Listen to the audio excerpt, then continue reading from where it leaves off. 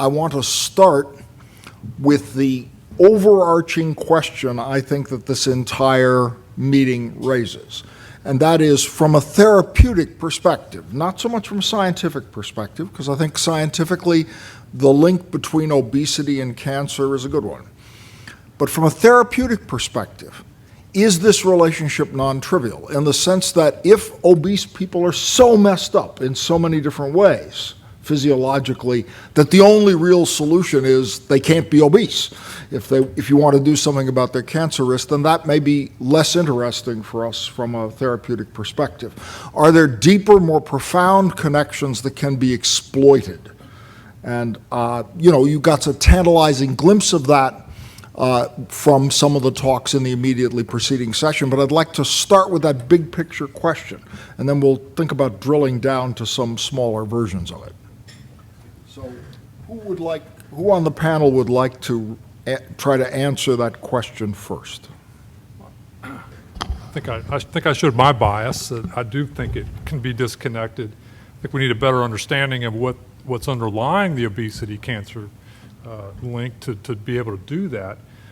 Either by diet approaches, there's lots of phytochemicals that tickle some of these same pathways, or pharmacologic approaches. But I think definitely there's clearly a strong connection.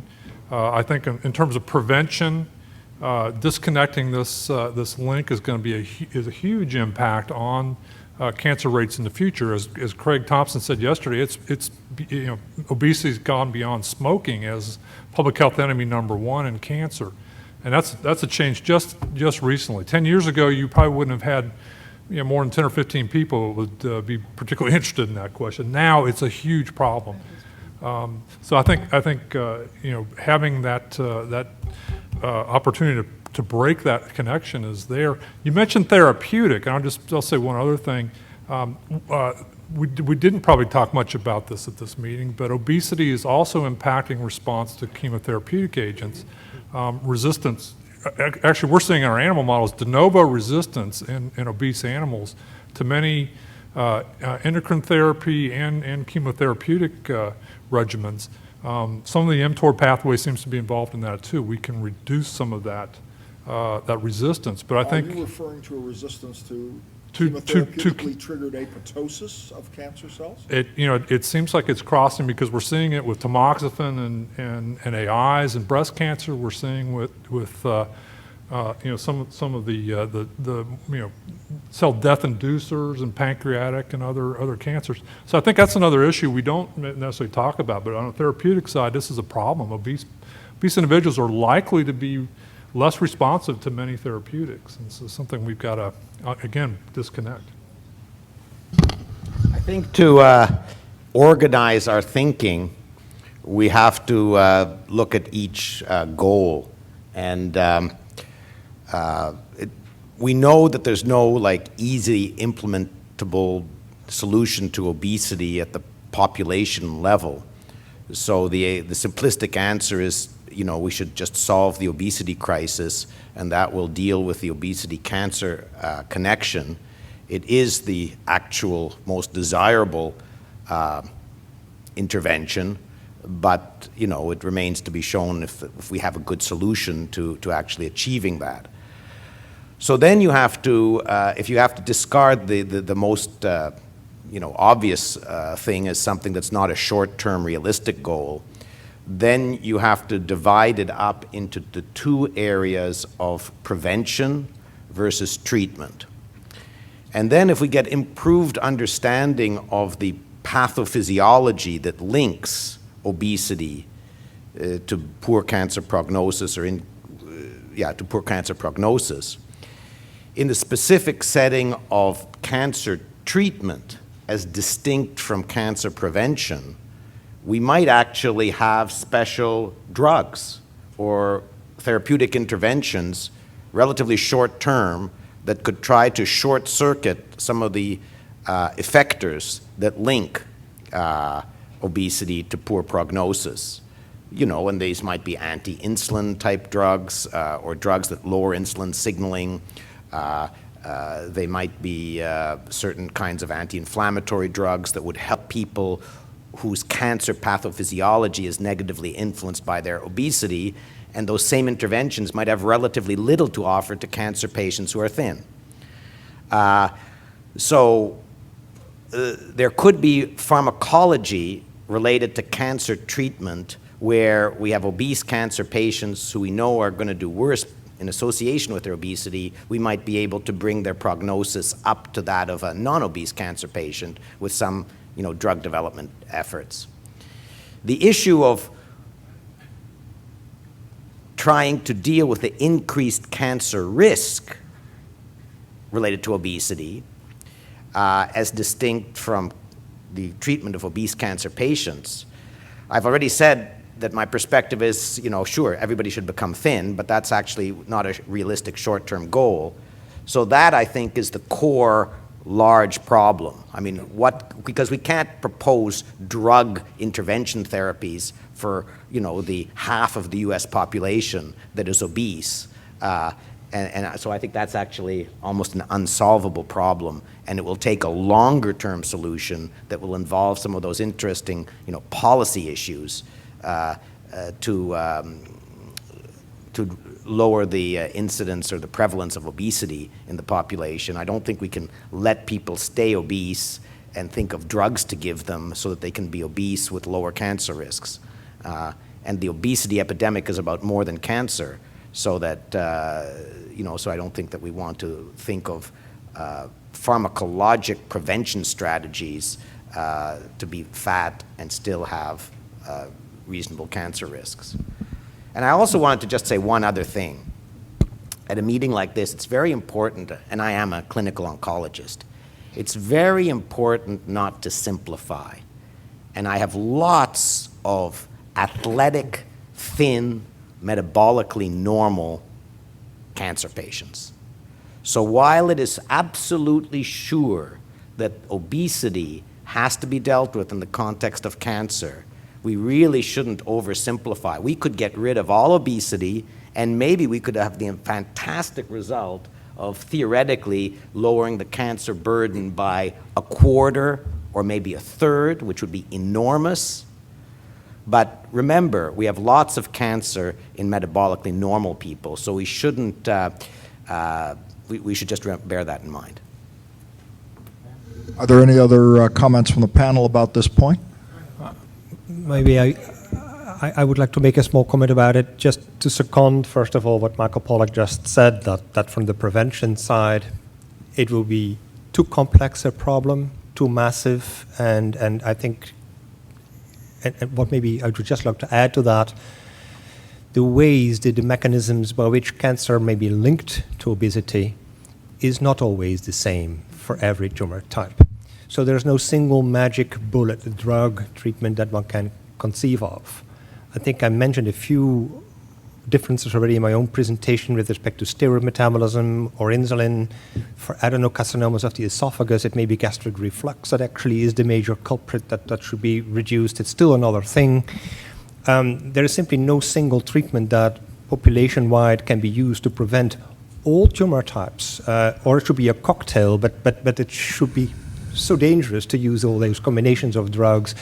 One can't even think of all the possible side effects that it could have. So I think it's not an option. Well, I think in your talk, I heard one of the most remarkable things I've heard at this meeting, which was the inverse comorbidity between diabetes and prostate cancer, I think it was. Anytime you have an outlier like that flips the sign, I really would love to know what's going on. So do I. That's one of the major questions, for sure, that I have. Wait, hold on. I just want to mention that it's not quite so much of an outlier. It's very interesting, it's very mysterious, but the prognosis of prostate cancer fits the general paradigm. The prognosis of prostate cancer is worse if you're obese, and the prognosis of prostate cancer tracks perfectly well with measures of insulin secretion like C-peptide. So there is that part fits. The incidence of prostate cancer does not fit, but that's tied up with very complicated biology of PSA detected prostate cancer of questionable clinical relevance, and so it's a complicated and important mystery. But among prostate cancer patients, the more general paradigm of the meeting holds very well.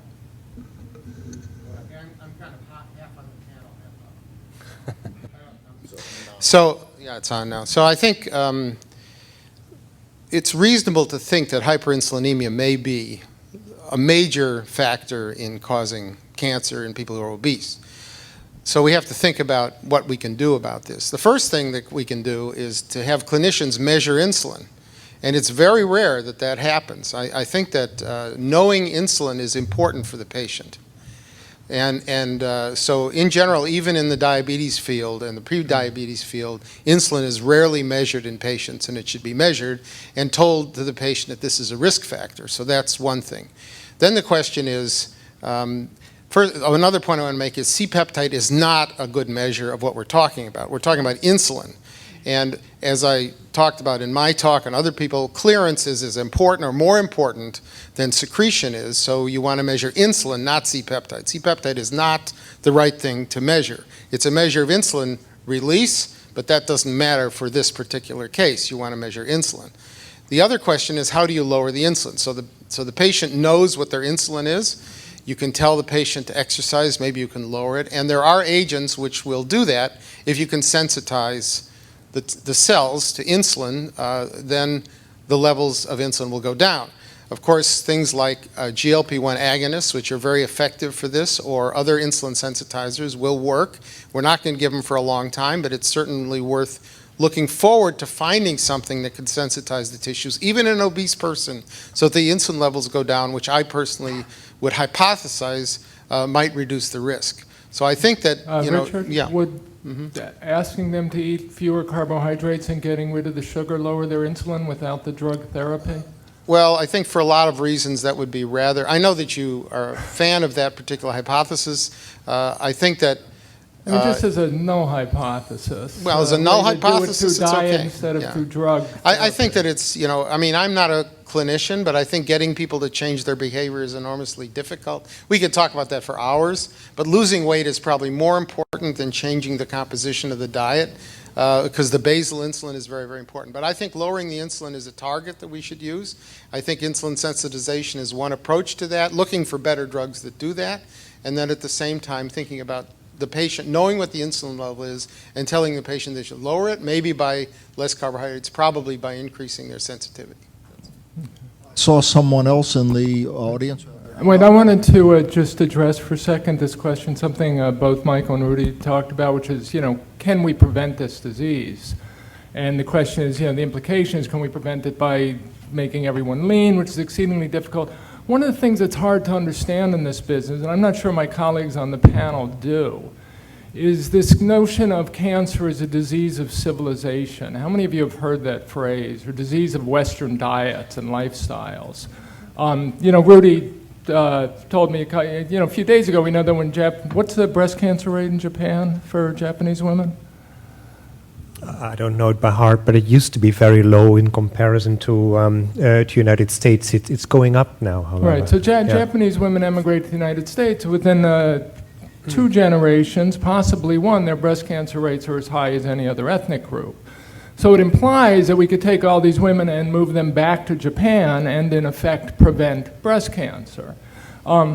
It sounds radical, but that's what that... The preceding comments are not endorsed by the management of Biomed Central. Okay. So now let me give you a little history here, just because this notion of cancer as a disease of Western civilizations dates to around the 1870s. It was first put forth by a French researcher, an army doctor who had worked with Napoleon, and then he made this comment that cancer, like insanity, is a disease of civilization, because he polled physicians working in hospitals throughout, for instance, Northern Africa and Europe, and realized that cancer rates in these hospitals, even though all these clinicians were trained in the same hospitals in Europe, they had dramatically lower cancer rates. This was a common observation that was seen in the medical literature in the BMJ and the Lancet. It was mostly made by British physicians, because the British Empire, they had missionary and colonial physicians all around the world.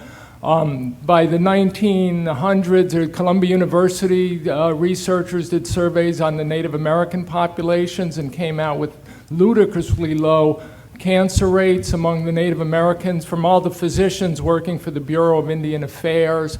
By the late 1920s, the chief statistician, I always get this wrong, I forget whether he was from MetLife or Prudential, put together a panel for a group that would become the predecessor to the American Cancer Society, and then ended up putting out a 700-page report looking at this evidence and concluding that cancer rates were so low in populations, isolated populations eating their traditional diets, that they were virtually non-existent. For instance, Albert Schweitzer, the fellow won the Nobel Prize for his missionary work in the Gabon, saw no cancer for the first 15 to 20 years after he got there. These were European-trained clinicians, smart doctors, and often in these journal articles, you would see the articles would read, the title would be Absence of Cancer in Black Africans, for instance. And the journal article would say, I run a missionary hospital in Central Equatorial Africa. I have a native black population of 16,000 and a Caucasian population of roughly 300. Forgive me for interrupting, but I do want to be Yeah, able let me to... just, I'll wrap it up. Let me give you an idea. So, and I've seen in 16 years, I've seen two cancers in my black population and 30 in the white population. And you can follow this forward in time. So that, for instance, the first cancers ever diagnosed in an Inuit were in 1937. The first breast cancers seen in Inuit women were in the late 1960s to early 1970s. So the idea, in 1981, Richard Peto and Richard Dahl, the two leading epidemiologists in the UK, did a 120-page study on cancer epidemiology and concluded that some 30 to 70% of cancers are caused by diet or lifestyle, and that's not including smoking. So the idea is that this actually was considered a preventable disease, and all that has kind of faded, but we've come instead to replace with this idea that it's associated with obesity. And the question is, if that historical observations were correct, there actually is something that can be done, we just don't know what it is. Question from the audience, please, or a comment from the audience? Yeah, I'm afraid I'm a couple of paragraphs back here, and it's really just an observational remark from the world of nuclear medicine, and if anyone cares to think about prostate cancer this way. But one of the things about prostate cancer is it's typically not particularly glucose avid or glycolytic, and it tends to be respiratory. As you know, most prostate cancers are not also particularly aggressive. It's difficult to find, so whatever it is, it's a cancer of different behavior that's not so typically glycolytic, for whoever is interested in that. Question for the panel, or for anyone in the audience who might know.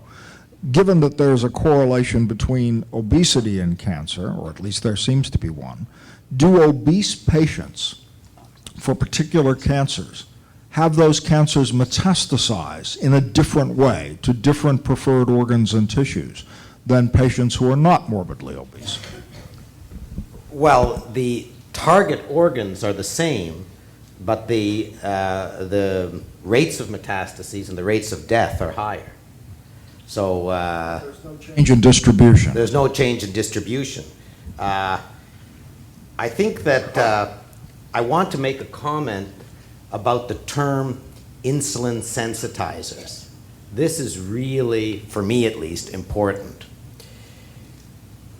When we talk about lowering insulin levels in the setting of systemic insulin resistance in the classic insulin target organs, liver, muscle, fat, we often would refer to a drug like metformin as an insulin sensitizer, something that would facilitate insulin signaling so that therefore the insulin levels would drop. But you have to consider, if there is, as I think is the case, at a certain stage of development of cancer, a profound influence of insulin on the process of carcinogenesis, you really have to worry about an insulin sensitizer that would sensitize the cancer to insulin. In other words, there's no problem to lower, when metformin lowers insulin levels, the extent to which it does so by dropping gluconeogenesis, and so therefore insulin falls secondarily, that's okay. But if you had an insulin sensitizer that would actually facilitate insulin signaling in the cancer, then any advantage of the lower circulating insulin level would be nullified. And at least in our hands, to show an example, metformin is often called, and in some contexts may be, an insulin sensitizer. But in the simplest of all possible tissue culture experiments, you can take cancer cells, show them being growth stimulated by insulin, and then add metformin. And if the metformin was acting as an insulin sensitizer for the cancer cells, they would grow more with insulin plus metformin than with insulin alone. And in fact, of course, the insulin-stimulated growth is attenuated by the metformin, because the metformin is acting predominantly in an AMPK-dependent way to inhibit TOR. Any other comments from the panel on this issue? As an endocrinologist, I'll respond to the oncologist. I think there really is a semantic problem. I mean, insulin sensitizing may need to be defined. Sometimes it's used fairly loosely, just to say we can obtain the same blood glucose with lower insulin levels. That may be because something promotes glucose uptake into peripheral tissues through an AMP kinase dependent mechanism or other. It may be because it changes hepatic glucose output, changes circulating fatty acids that are going to change insulin action on the liver. So I don't think you should get locked into thinking insulin sensitizing means changing insulin signaling. Furthermore, I will say that promoting insulin signaling through certain pathways is beneficial for cancer. Through other pathways, it's not. So the point has been made that even in the classic insulin-resistant state, insulin drives SREBP1C expression in the liver, and you get a fatty liver. So all insulin sensitization doesn't affect all insulin pathways the same way. So if you think insulin signaling is bad for the cancer, I think you need to be specific about which branches of insulin signaling. Agreed. Of course, this gets at one of the questions that I had put up on the slide earlier, which is what the bleep does insulin do anyway? Go ahead. I just wanted to ask a general question, which I think I've asked before, but there are two aspects to this. One is that it seems that the major assumption, not explicitly said, that the relation between obesity and cancer is serial, that is, that they are directly interacting. And I think we've underplayed the idea that they are parallel expressions of some central generating cause. And I think when we go through the transcripts of this meeting, the word that will continue to appear is insulin, and I still have the feeling that we're underplaying the idea that what stimulates insulin secretion, it's carbohydrate. It's not energy, it's not nutrients, I mean, not as clearly nutrients, it's some kind of nutrient, it's carbohydrate. It's not exercise, primarily, it's carbohydrate.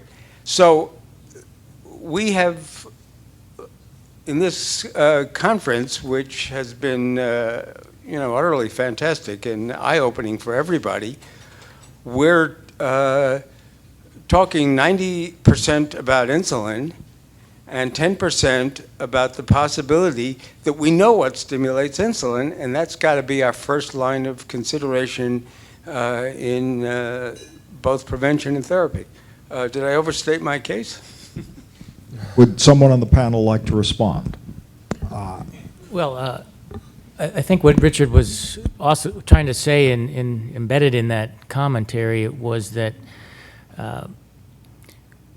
we tend to view obesity as a stimulus, and and the outcome being whatever, diabetes, cancer.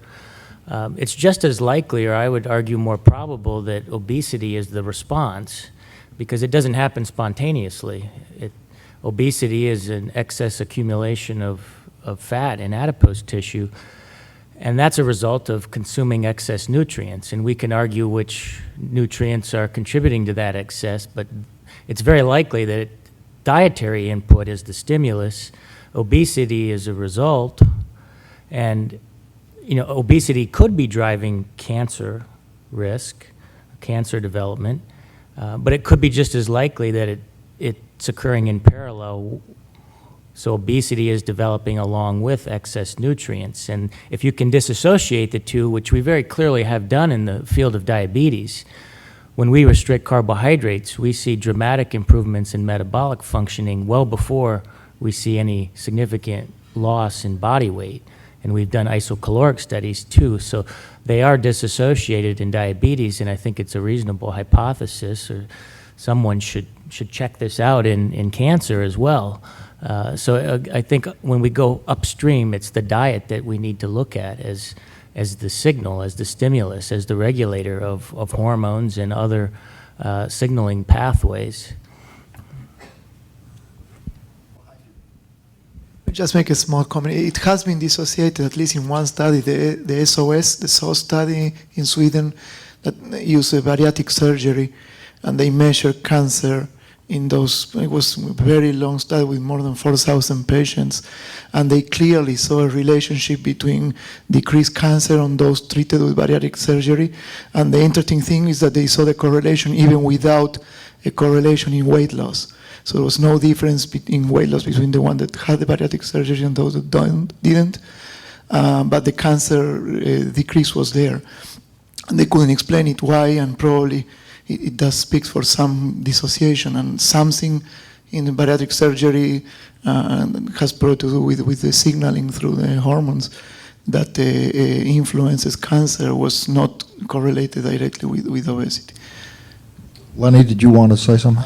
Yeah, I'm going to have to leave soon. But I just had two comments. The first one is just as a pundit, as a non-oncologist, and that is the idea of treating cancer in obese people, to me, is illogical. You have to treat the obesity, because the person who's obese is in trouble for multiple reasons. And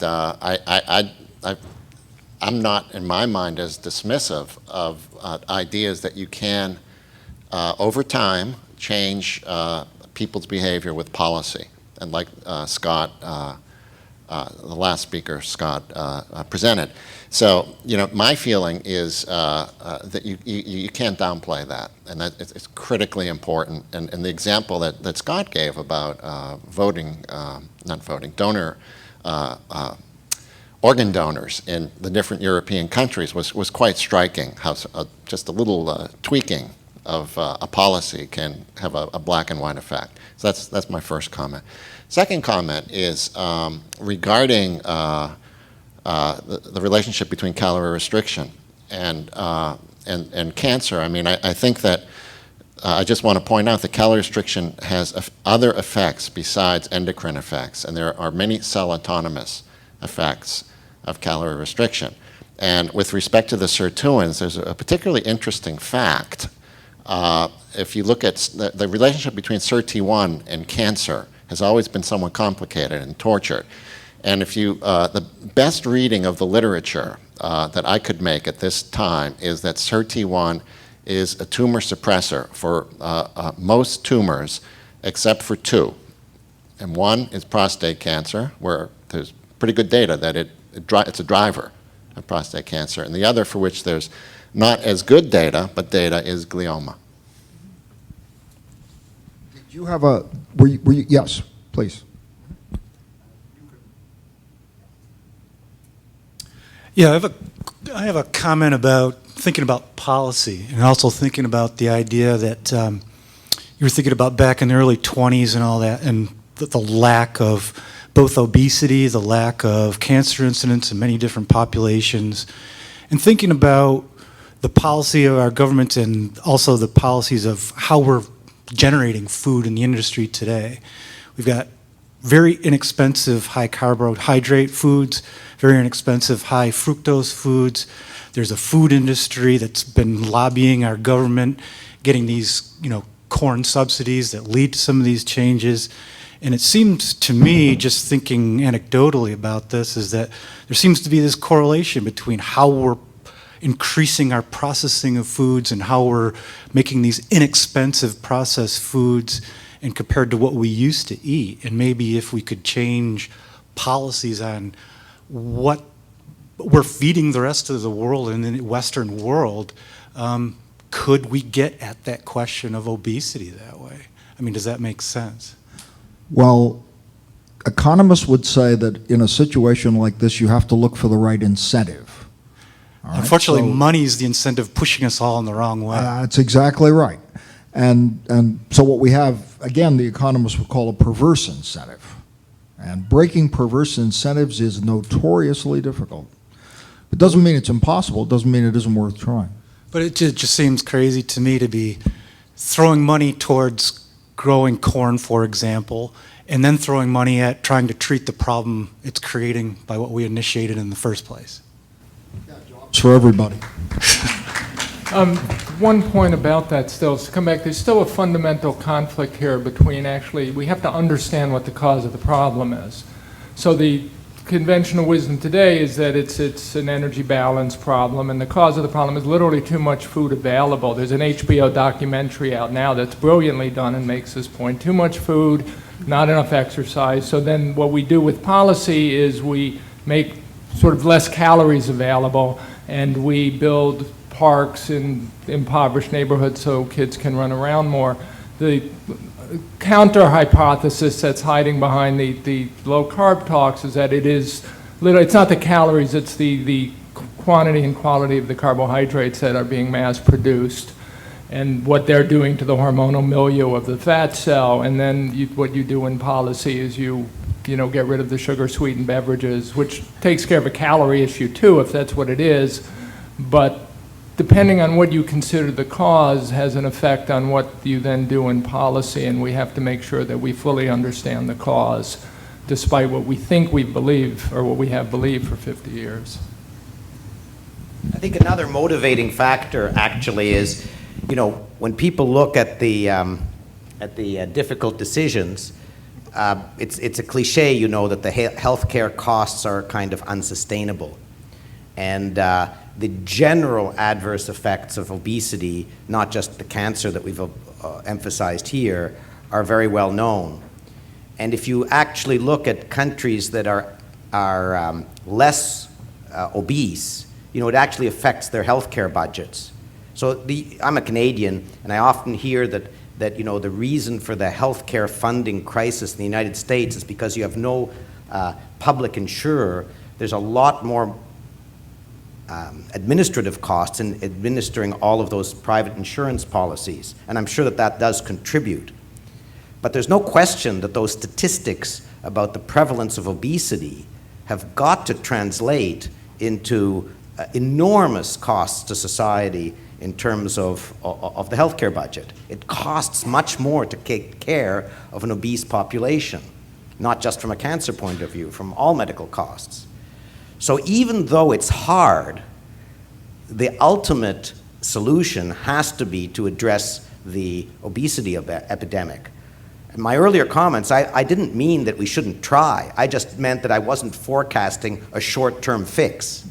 But obviously in the long term, just like we saw a turnaround or the beginnings of a turning around with the smoking statistics, I think that it's obvious that that has to be the long-term solution. And people have to put in, it's going to be a policy question. And it's going to require policies and patience, because there's not going to be a policy that will have a quick payback. And sadly, there'll be people who will be fighting the policies that can be justified medically.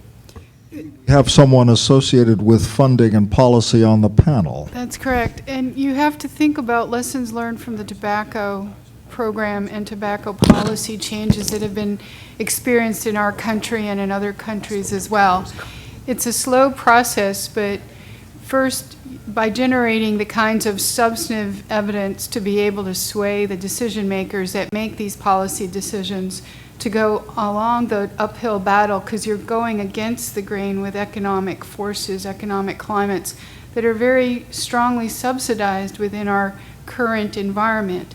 So there are ground forces looking to reframe that whole equation.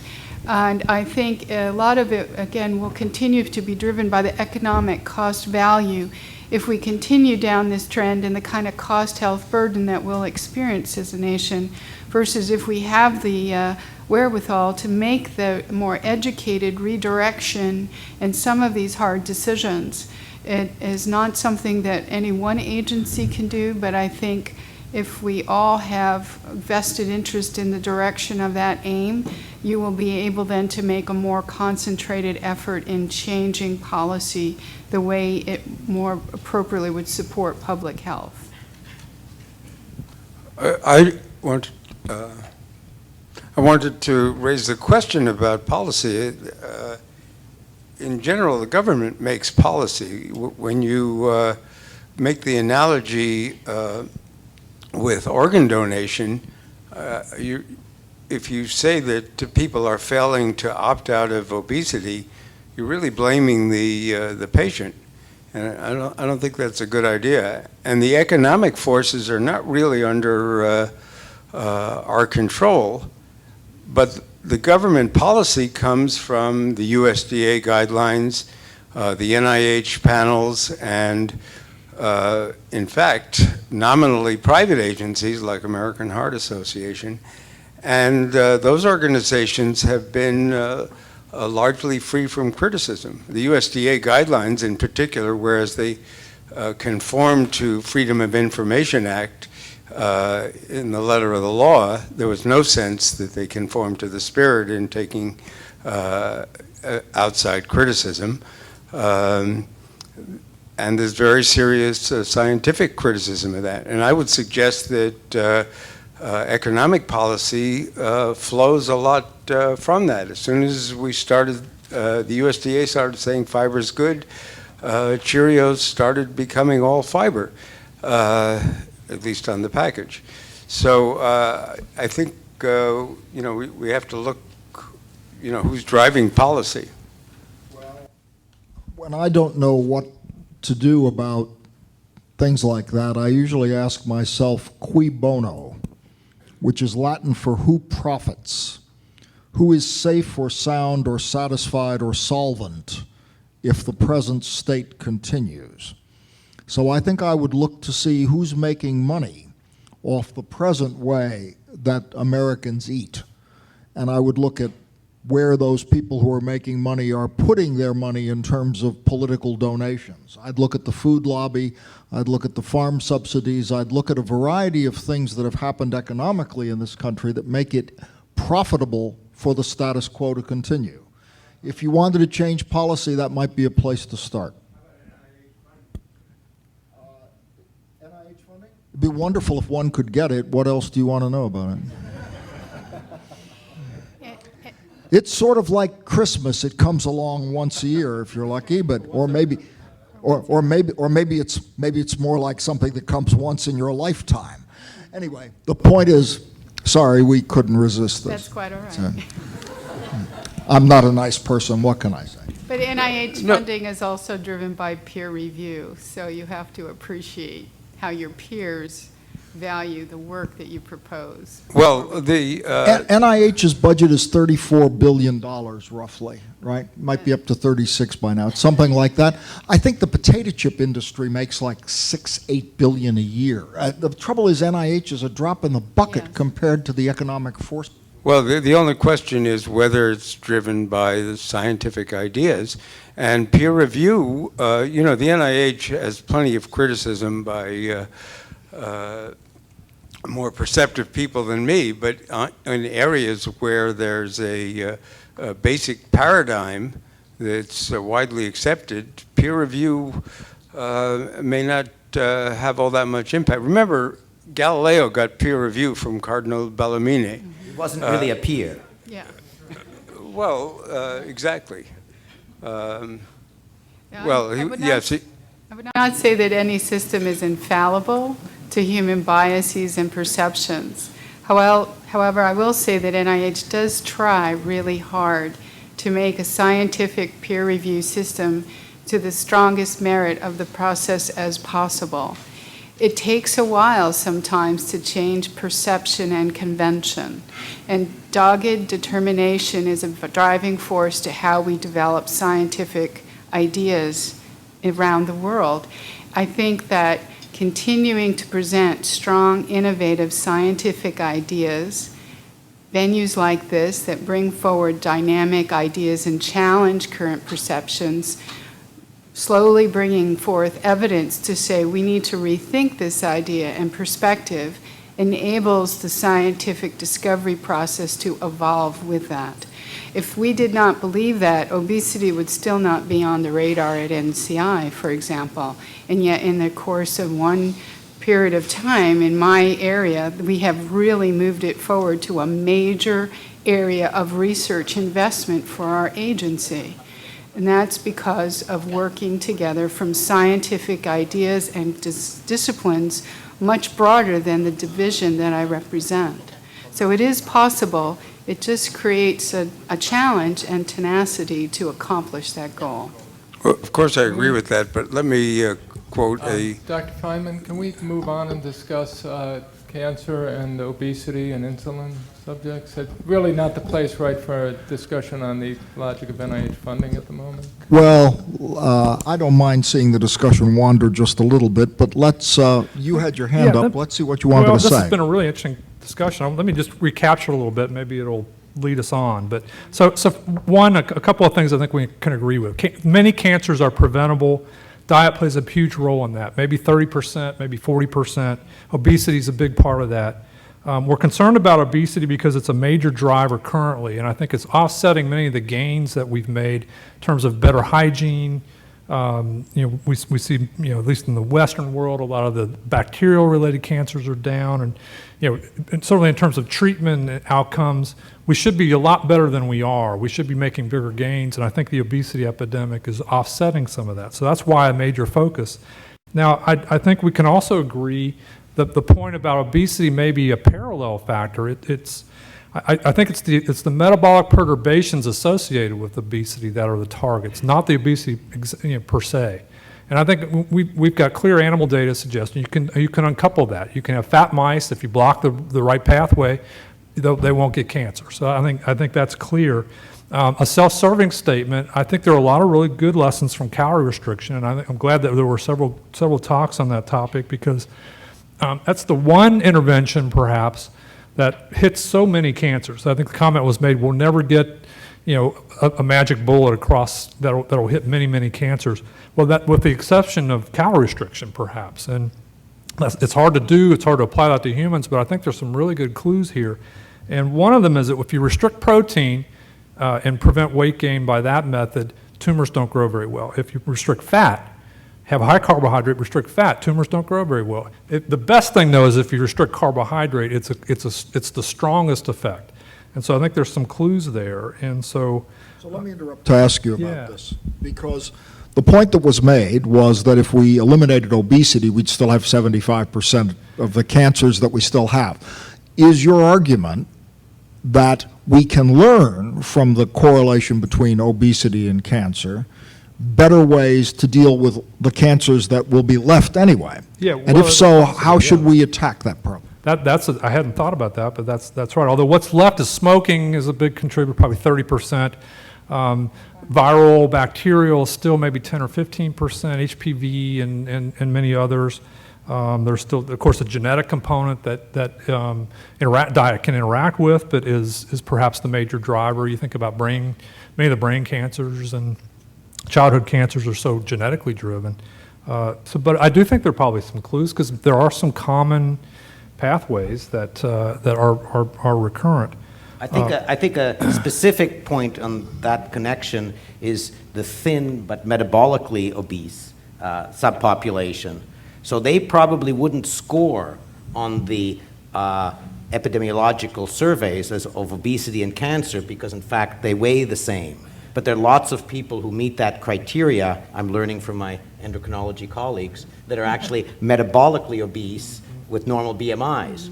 So the research that, you know, to your point, the research about the obesity connections would, as a minimum, inform,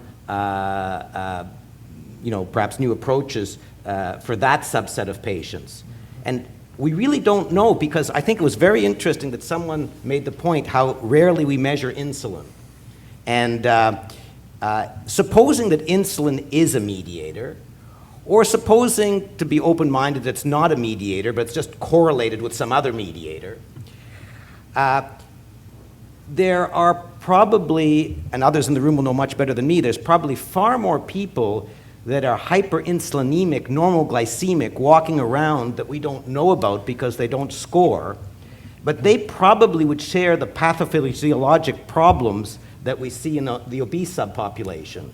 So that's why you're right that this line of research, as a minimum, could inform that population. Now, if the obesity is related, in the estimates we've seen here, about a quarter of cancer, so if that's a consensus, and if we know that the metabolically obese thin population is also very significant and kind of undetected, you know, then we're talking about more than a quarter, and it becomes a very important point. Yep. And that's why I think you know, this meeting is so timely.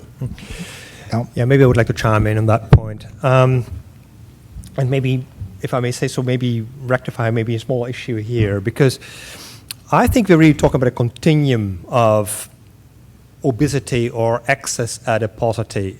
BMI is a very poor measure of that. I personally have a BMI of 24, I believe. I think that since I was 18, I gained something like 8 kilograms. I'm afraid that this is not all muscle that was created by that. And I think what is often called the normal weight but metabolically obese people are also people that have an excess of body fat. It's simply not measured well. So it's not another population for whom you could learn something by observing the obese. It's just part of the obesity problem as well, but going unnoticed. We need better measures, assessing what the total quantitative effect really is of the adiposity cancer connection. And here I'm totally with you. I do think that the projections, population attributable fraction estimates, for example, of the kind that in a superficial way are presented, might well present gross underestimates of what the overall adiposity effect on health is. I think that we are just underestimating relative risks and therefore also attributable risks tremendously. So let me ask. And that means that the problem in terms of excess adiposity is much bigger and should be even more, for that reason, being tackled and targeted at its roots. Treatments, to come back to the very beginning of the discussion, may be envisaged perhaps in terms of chemopreventive treatment, say something like a tamoxifen treatment. Things like that have already been attempted, by the way, it must be stated. You might do that in very high risk populations where you think that the benefits may offset the possible limitations, but it will only be for an extreme proportion of the population where that might work. The rest of the population may suffer problems actually over the same pathways, but not in an extreme enough manner to go with chemopreventive treatment about it. I think you also said it, we need better quantitative proof of how big the obesity problem really is to get this even higher on the political agenda and to really go for massive prevention of the problem itself. I think that's the only thing that in the long run can help. Hi, I just want to follow up Dr. Pollack's comments. I'm over here. So I think that to comment on the fact that you may have insulin resistance, you may have adiposity, despite the fact that you look thin to us. Number one, there are many other reasons for insulin resistance. So if you look at the relationships between even carefully measured body fat and insulin action, there's a huge variance, which is unexplained. So it's not a straight line. But insulin, so it's likely that if you're insulin resistant, your insulin is high because your beta cells are normal. So I do think we made some progress here, in my opinion. I think that if we could convince doctors to measure insulin, that would be good. Now, of course, on the one hand, we have policy, which is very, very difficult, and we all know how difficult that is. But at the same time, those of us that are biomedical scientists, we believe that while we're waiting for the population to lose weight, which probably won't happen in my lifetime, at the same time, we should look for these mechanisms and possibly trying to get people to reduce their insulin levels by exercising more. So they have something to look at. They come to the office, the doctor measures the insulin, it's 46 microunits per ml. He said, well, you got to get it down. The person starts saying, oh, this time it's 36. That's very good. So it's like a metabolic identifier, which would be good for them. At the same time, if they lose weight, their insulin will go down. So I think that at least we've made some progress in terms of what should be done, and I think that might be one kind of policy that should be looked at. So thank you for your comments. Okay, so we're approaching 5 o'clock, so I want to close with a question that seems to me to sum up much of what we've been talking about all day, and I'd love to get input from as many of the panel members as possible about it. Let's suppose that we could choose between calorie restricting everybody, all right, so that they're 20% lower than what's considered to be the caloric requirement, or putting everybody on a low carbohydrate diet, but with an identical amount of calories to what they normally consume, all right? Which would have a bigger impact on cancer?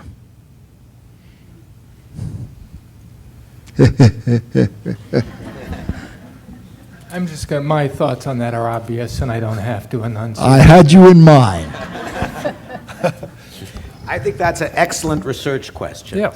I think it's a very interesting question. I understand the hypothesis that carbohydrates are bad, and I also understand the hypothesis that total calories are the most important variable. But there's no reason that, you know, the biomedical scientists in this room have addressed far more complicated and hard to answer questions with success. So it really, that's a question that should be prioritized, because it's the opposite of trying to get the whole continent to lose weight. Answering that scientific question is quite doable, and yet I don't feel that we have it answered, you know, clearly enough right now. It's actually just, the question you asked is even more interesting, because we know that calorie restriction has such a large effect, but what we don't know is whether that effect is independent of the carbohydrate restriction that happens in the calorie restriction. So for instance, if you look at the primate studies of calorie restriction that have been published so far by Rick Weindruck's group at the University of Wisconsin, for instance, he sees some effect from calorie restriction in his primates, but the diet they're using is 20% sucrose and I think 40% cornstarch. And you could ask the question, is the effect they're seeing from restricting total calories, or is the effect they're seeing from restricting sugar and carbohydrate calories, which are also being restricted? So one of the things we're hoping to do is get researchers, when they do experiments in calorie restriction, to somehow do a carbohydrate restriction ad libitum arm as well, so they could start teasing out which one of these two is actually having the effect, instead of assuming de facto that if they restricted calories, that's what did it. Thanks, that's terrific. I think it's always dangerous to oversimplify things, but I think my money's on carb restriction. But the other point to really consider here is caloric restriction is not really a sustainable approach. Most people will not be able to restrict calories long term, whereas they may be able to restrict carbohydrates and consume adequate energy long term. That's a very sustainable approach. So I think we really need to highly consider the long-term implications of dietary change. Oh, yeah, I think there are two aspects to my question. One is a policy aspect, which, you know, you were addressing, and the other is the scientific aspect, which was addressed a minute ago. I will say I was a skeptic about the carbohydrate restriction, but I'm coming around, and I think the research question is clear, and Gary and I were talking about that earlier, and I think I think the approach being laid out is something that we've got to do. I will say though, just to disagree a little bit about calorie restriction being sustainable, I think you have to think about the way those experiments are run. The control animal is really an overweight animal, almost partially obese animal, low-level obese. And so really when in my cages, those animals actually are kept lean throughout their life. They're at a nice, comfortable weight. They actually grow, slowly. What we're doing is preventing obesity and preventing the metabolic perturbations that are associated with obesity with calorie restriction. I think that, and that paradigm is sustainable. We're not starving the animals. We're limiting the ability to overconsume and drive that metabolic alteration that we don't quite understand yet, but we know is associated with the cancer connection. So, I think that I think actually everybody's right here. I think total calories is still a good target, and there's nothing wrong with that. Is the best way to do that? We've got to cut something out. Is the best way to do that to limit carbohydrate? Probably, maybe. I think it's a good research question and one we're starting to go down. So that's, I think it's been a useful conference in that. I think it's crystallized some good thinking on that. It has indeed been a beautiful conference. I think one of the most stimulating I've attended in a long time.